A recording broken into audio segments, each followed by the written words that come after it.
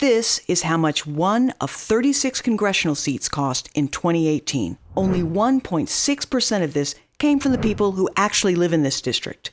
While 25% came from other places in Texas, over 73% of $11 million for this one seat came from out of state. To make things worse, Texas is one of 11 states that allows unlimited donations. The way to stop big business and private money buying elections is to start adopting publicly funded elections.